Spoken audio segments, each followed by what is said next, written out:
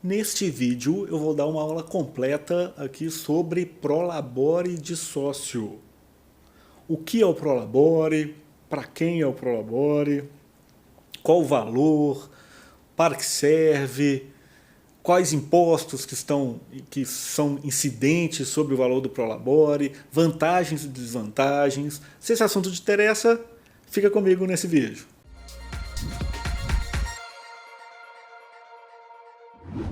Eu sou o contador Leonardo Hoffman, especialista em gestão empresarial e ajudo empresários a gerarem muito mais lucro e caixa nas empresas.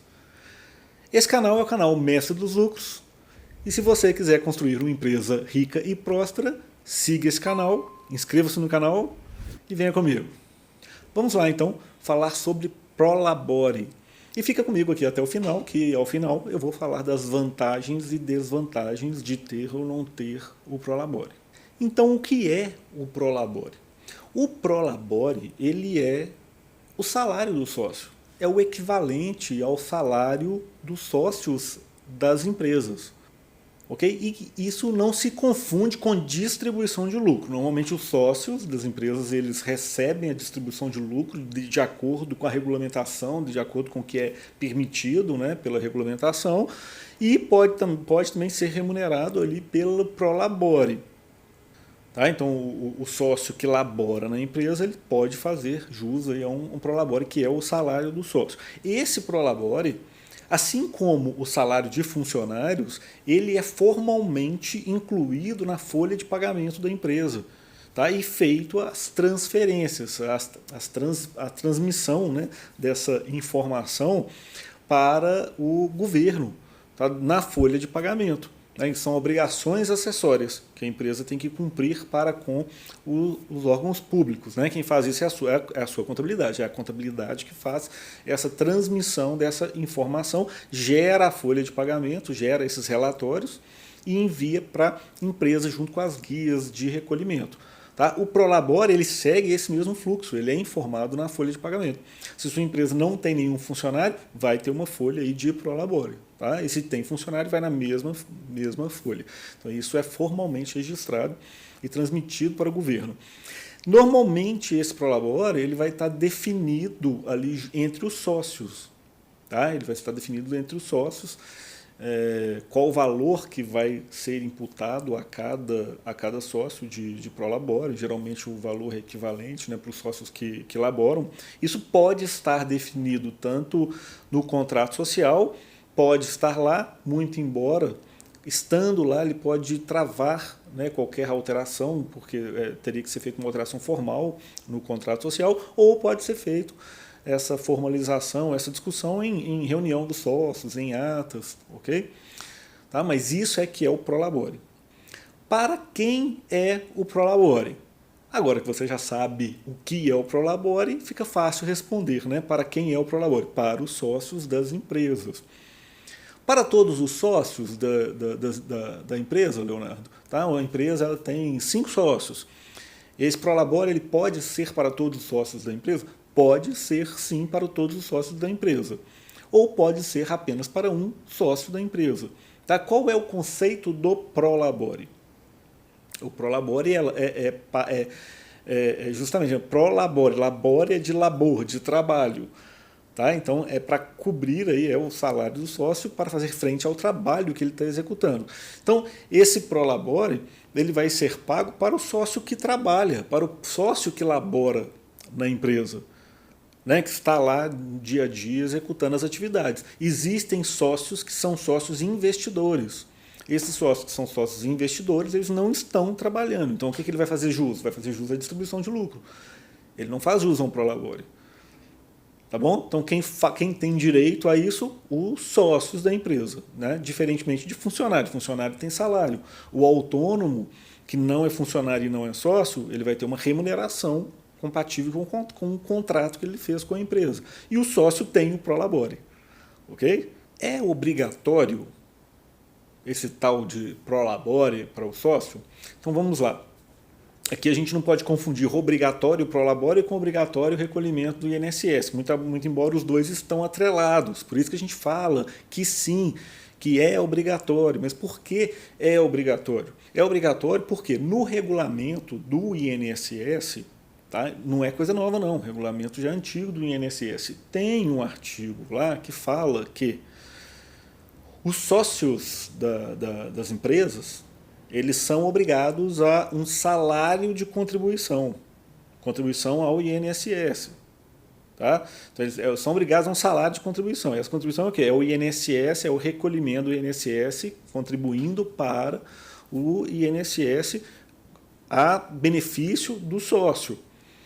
Então, qual é a interpretação? Os sócios que laboram na empresa, ou seja, os sócios que trabalham, que empregam sua força, sua mão de obra ali na empresa, está sim obrigado a um salário de contribuição ao INSS. E esse INSS, essa contribuição ao INSS é em função do salário que o sócio recebe, que é o Prolabore. Tá? Então, se a gente está falando, tá, em uma empresa que está inativa ou que abriu e ainda não está operando, né, está sem movimentação, então não está tendo atividade na empresa. Entende-se que tudo bem ficar sem o Prolabore, porque não está tendo ali atividade. Agora, uma empresa que ela está ativa, está havendo operações na empresa, e principalmente aquelas que já estão faturando, então tem faturamento, tem receita, está havendo trabalho, que mesmo que seja realizado operacionalmente por funcionários, existe o cérebro ali da operação, o comandante, né, o mestre dos lucros, que é o empresário. Tá? Que não seja todos, mas que é pelo menos um ali, o sócio administrador, tá? No mínimo ali está na operação e responsável por aquela operação.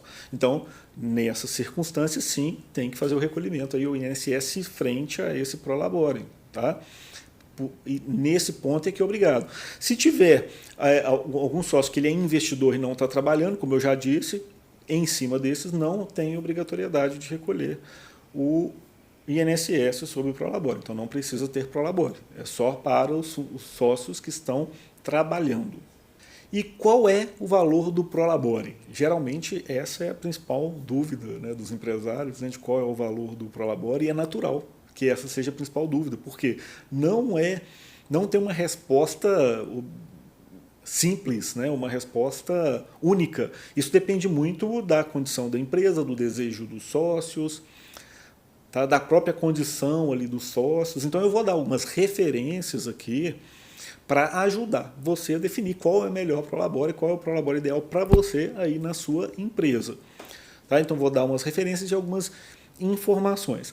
Na lei do INSS não estabelece qual é o valor do salário de contribuição do sócio. Então lá não tem falando que é um salário mínimo, é 2, é 10, lá não tem isso.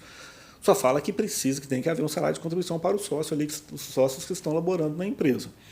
Qual é esse valor de referência que eu vou passar para vocês? Vou passar o valor de referência mínimo e máximo. O mínimo de referência é um salário mínimo. É R$ 1.100 agora em 2021, que eu estou gravando esse vídeo. Tá? E o máximo de referência, vou fazer um parênteses aqui, mas o máximo de referência seria R$ 6.433,57. Porém é o seguinte, no mínimo, esse limite mínimo, ele tem que ser respeitado.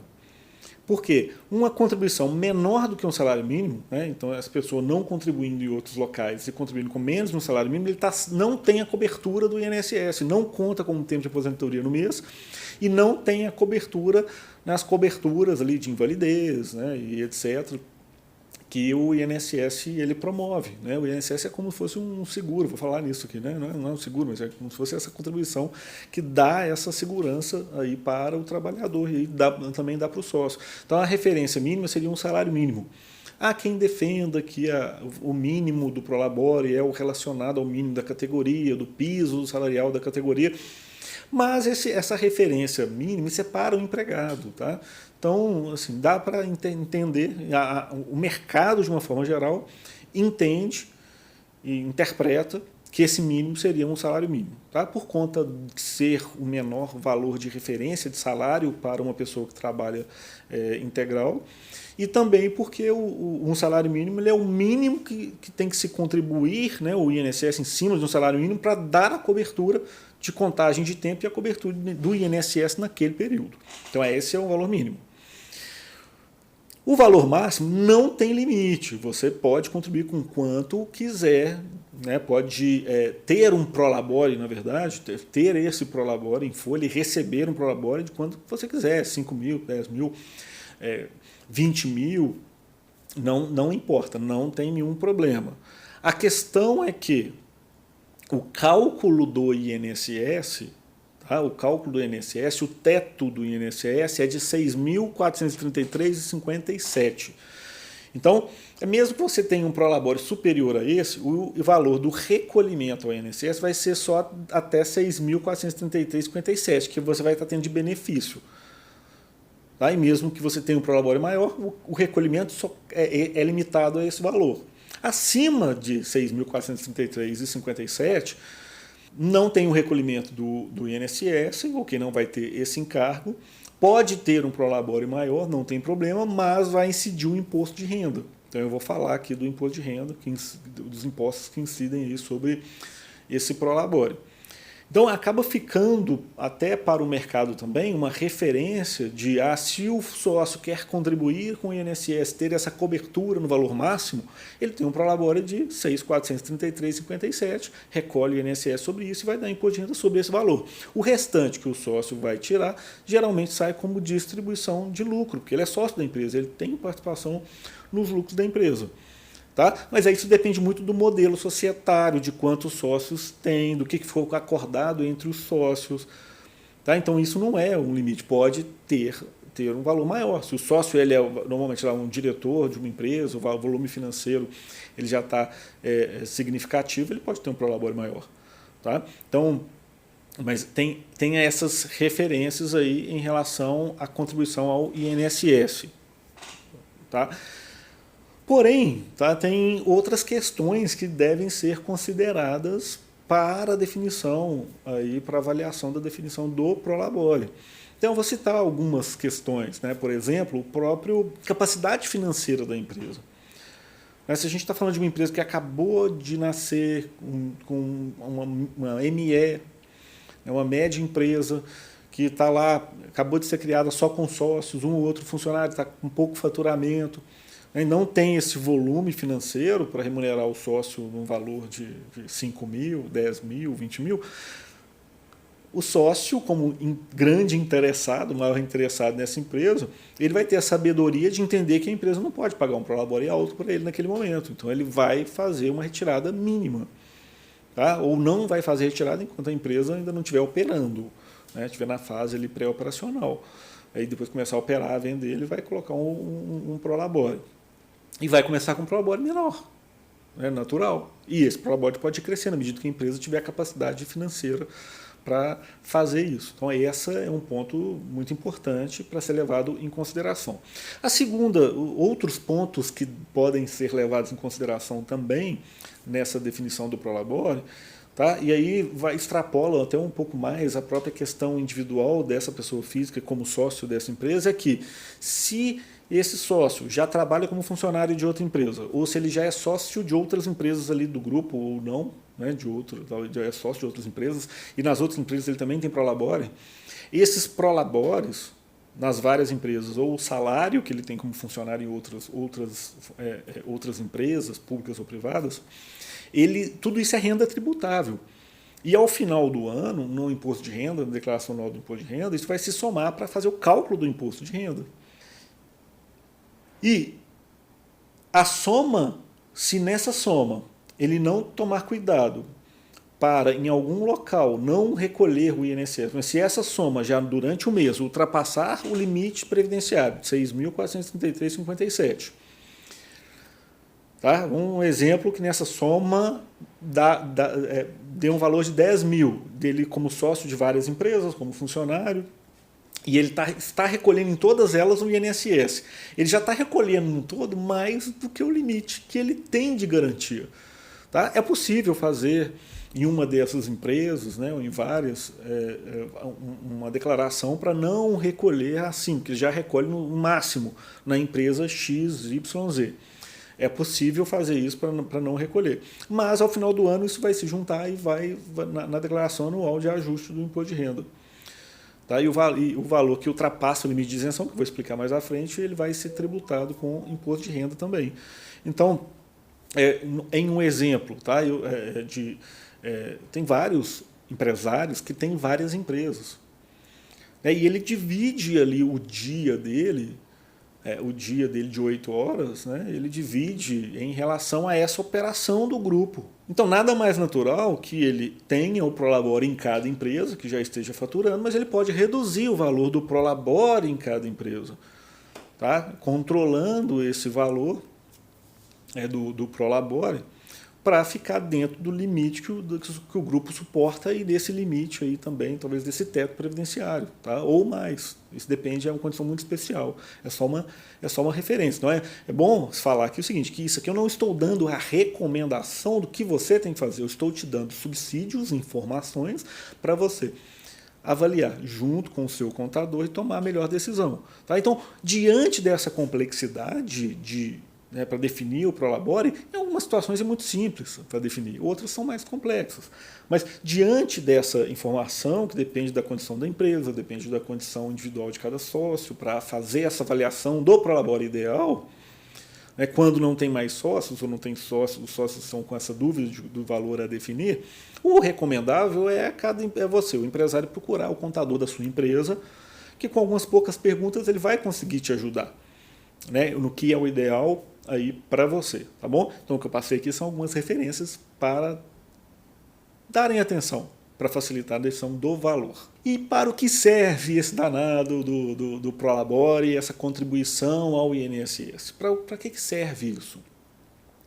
Primeiro, o mais óbvio é a remuneração, né? Esse Prolabore é a remuneração do salário do sócio, tá bom? E em segundo, e talvez mais importante, aí, é a questão da própria contribuição do sócio ao INSS. Isso conta como tempo de contribuição para aposentadoria e conta como a cobertura do sócio frente aos benefícios do INSS.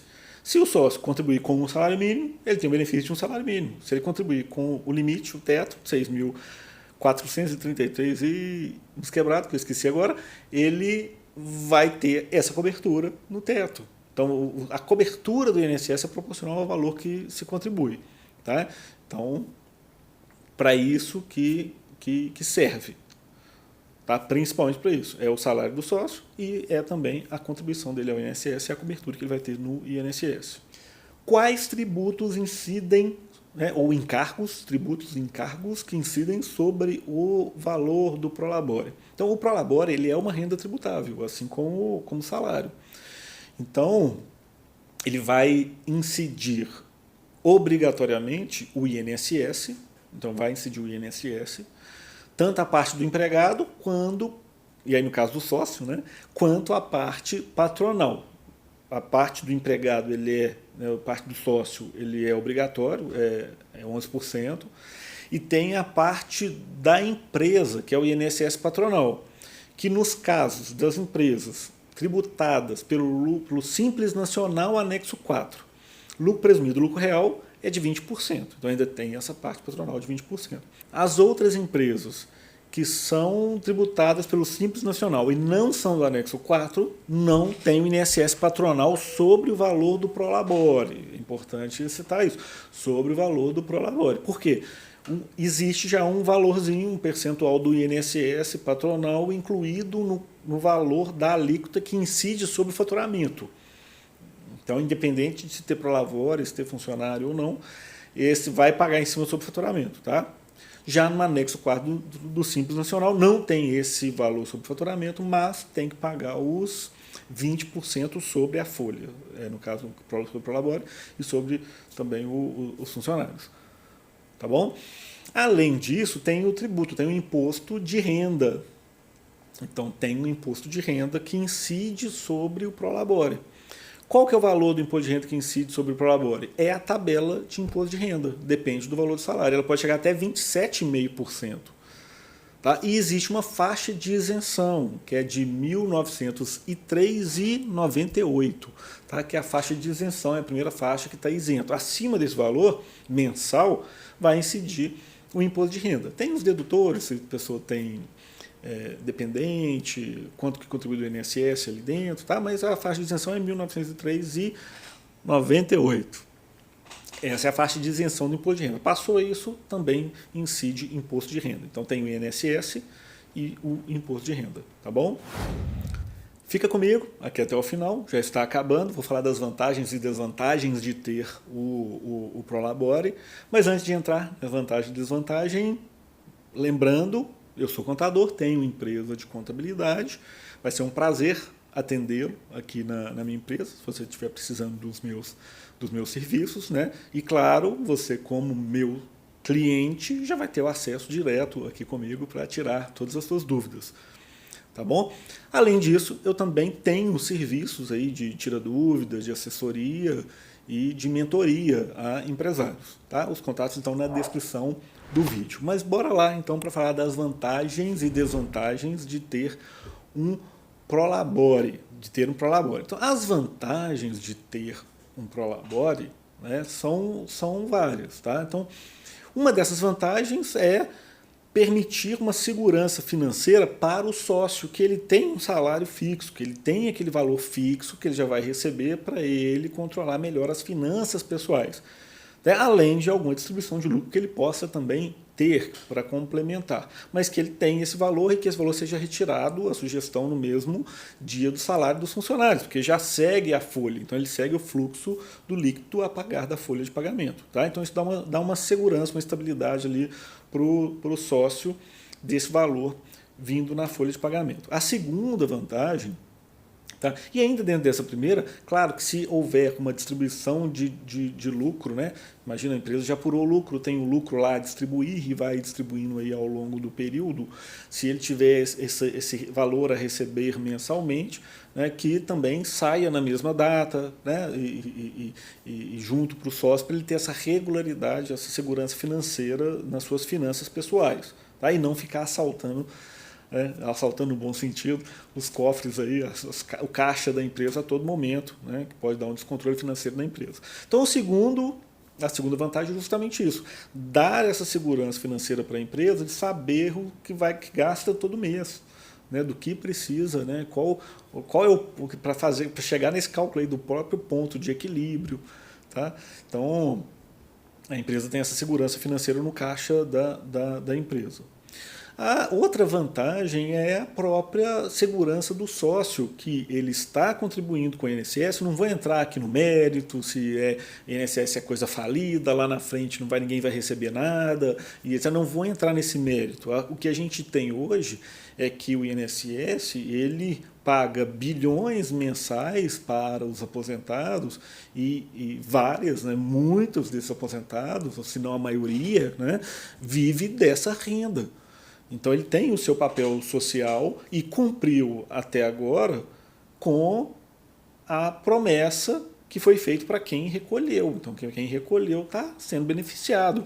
Então isso é uma segurança do ponto de vista do que nós temos hoje, é uma segurança que está havendo um tempo de contribuição e que esse sócio está coberto pelos benefícios do INSS, tá? Em caso de uma invalidez parcial, né, no caso de um acidente, de uma invalidez total, no caso da mulher que fica grávida, né, se o sócio não estiver contribuindo, ele não vai ter essa segurança. Se acontecer algum acidente, que ele ficar parcialmente inválido, afastado do trabalho, ele não vai ter nenhum salário.